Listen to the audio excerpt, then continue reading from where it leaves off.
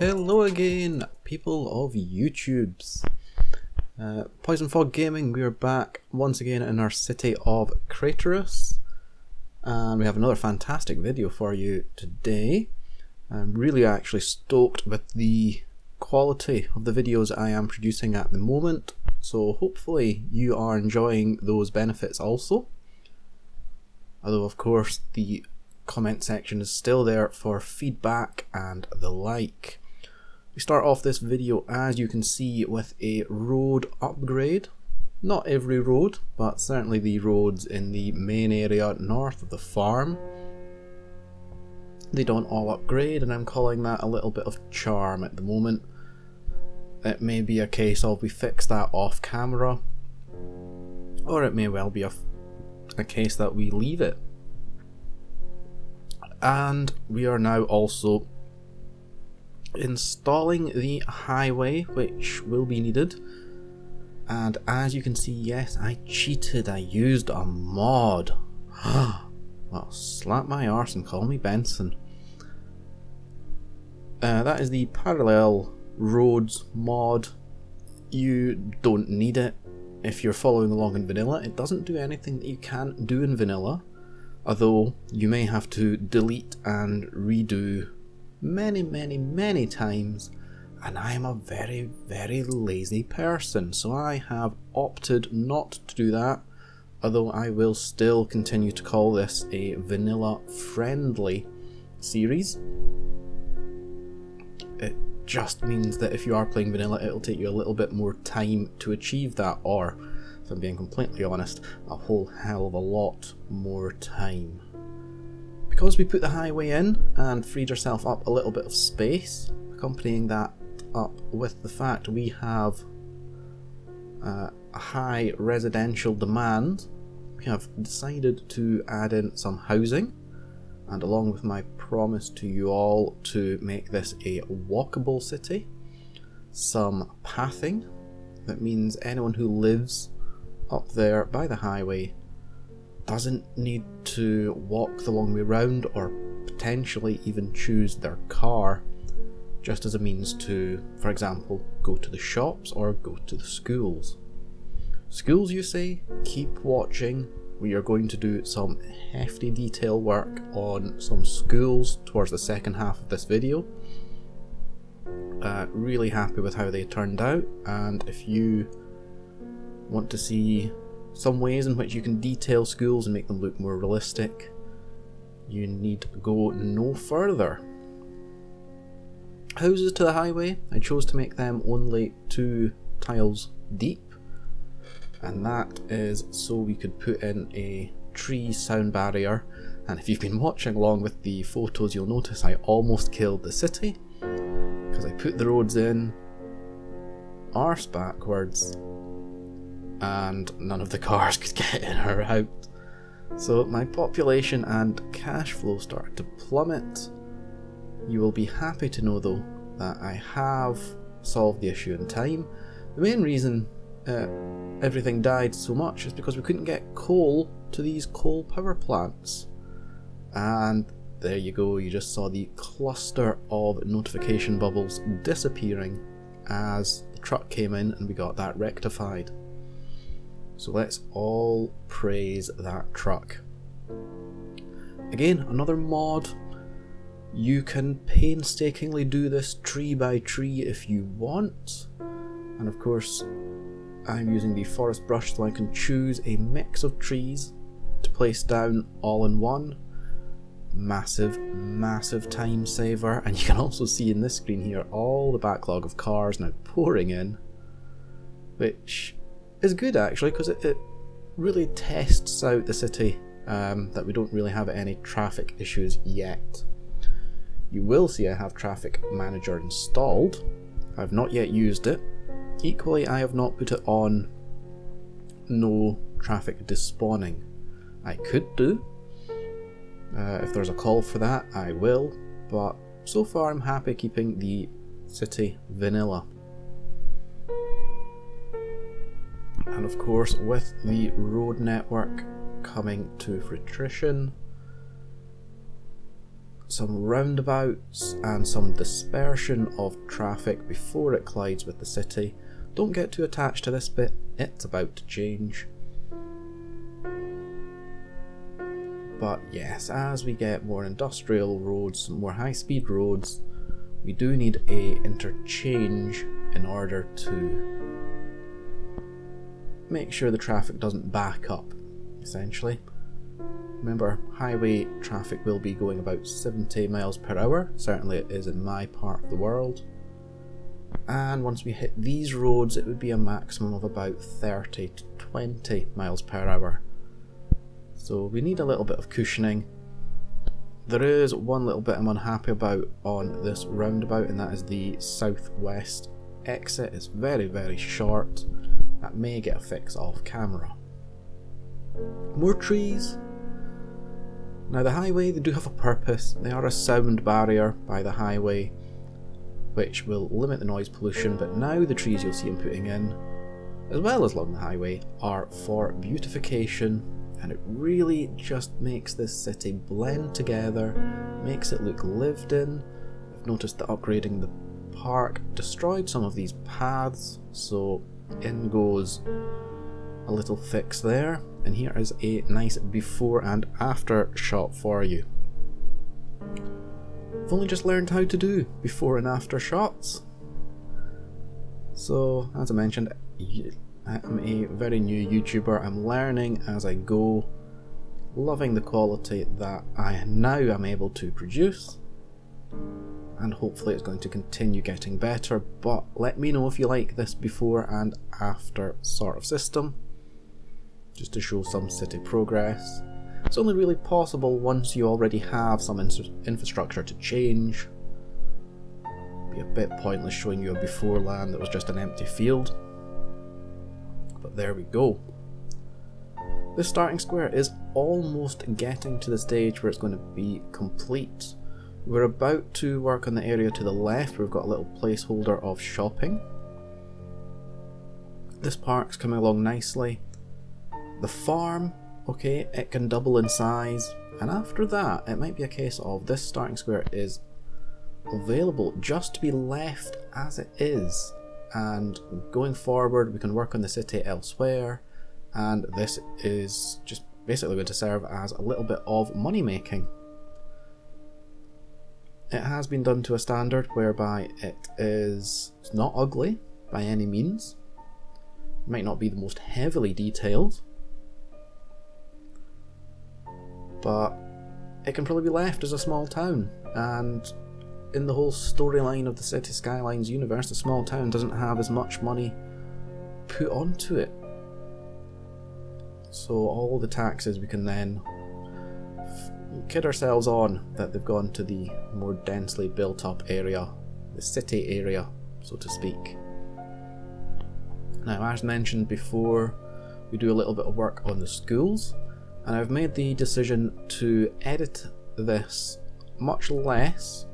You're actually going to see some mistakes, some misplacements, and you're going to see basically, I think, my thought process throughout this.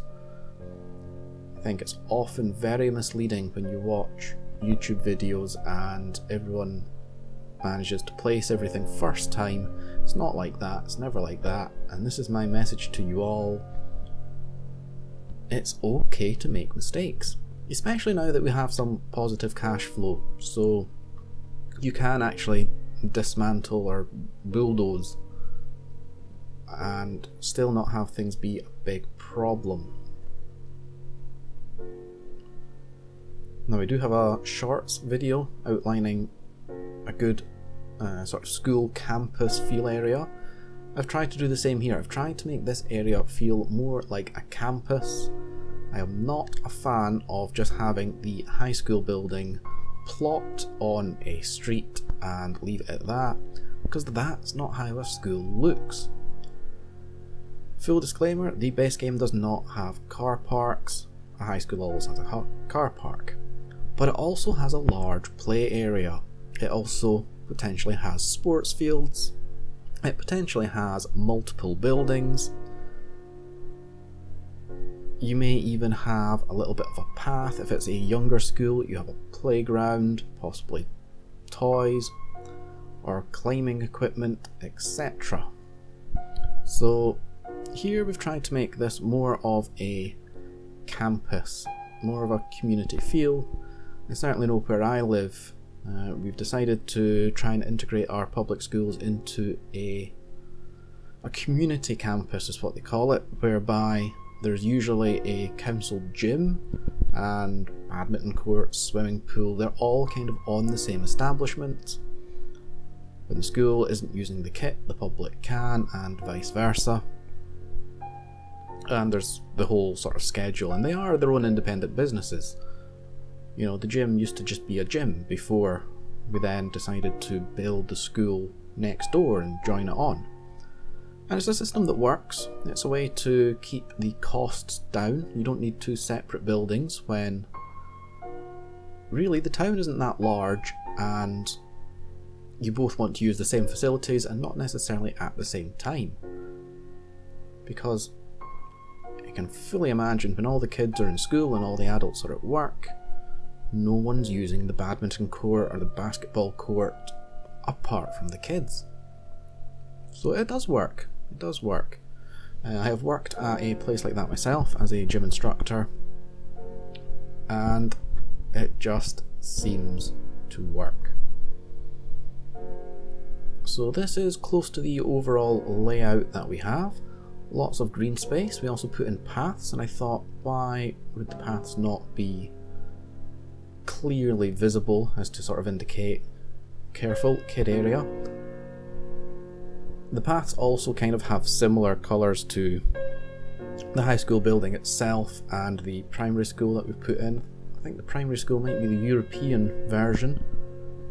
It is still the vanilla building. And here is one of my tricks that I love, just to make any area look purpose-built. It also kills the zoning, which is good. But if you put a fence around something, I can guarantee you, all of a sudden it just looks like it fits. I don't know why, can't explain it exactly, but it works.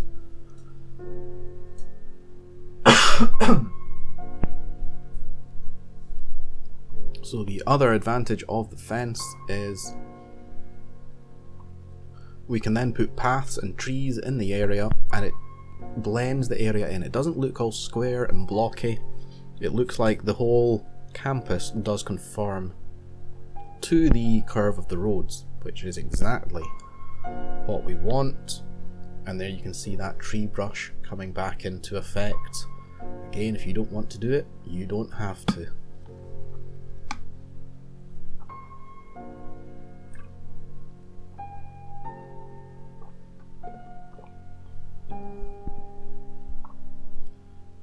And as I say, I've not edited this too heavily. You can see the mistakes, you can see where I've changed my mind, maybe decided that the fences are in the wrong place, or we want to do the paths around a new feature. Unfortunately, with the Move It mod here that I'm doing, I'm only doing it to bring the paths closer to the pavement and limit that extra texture that you would get as the link. That is one thing, sadly, I don't believe you would be able to do with the vanilla game, although you could still have it functional. You could still put the path in, it's just that you'd have a little bit of dirt connecting between the tarmac pavement and the red, whatever it's made of, path. I did put one solitary little shop within the school fence. I thought that might serve as just like a little office.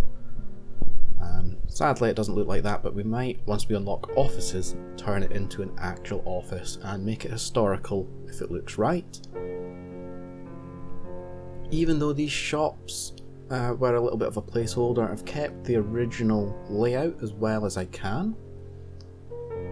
And we've tried to integrate this into the town. There was a fairly large debate in my head as to exactly how to transition this land the less desirable living space as you move towards the dirty industry and the landfills.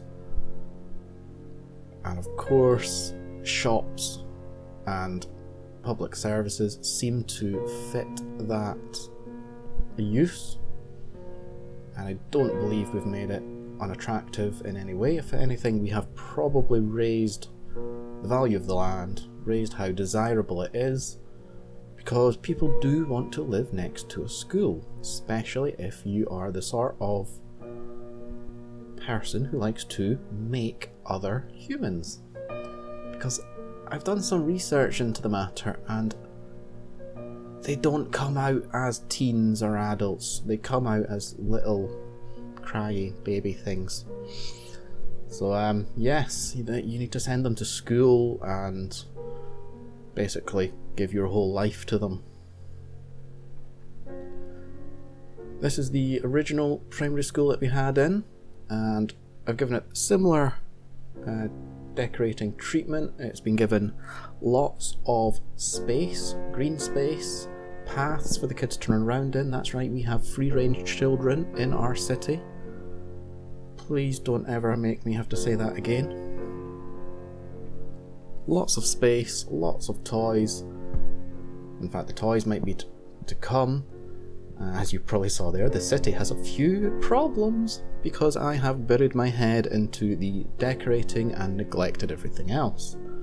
Garbage has piled up, the landfills have filled, and for some reason we've got a goddamn forest fire that I don't have the building yet unlocked to deal with. And that forest fire, I don't know if you saw, it was just to the north of the screen. That was a pain in the arse. Because as you've noticed, I'm a fan of my cinematics.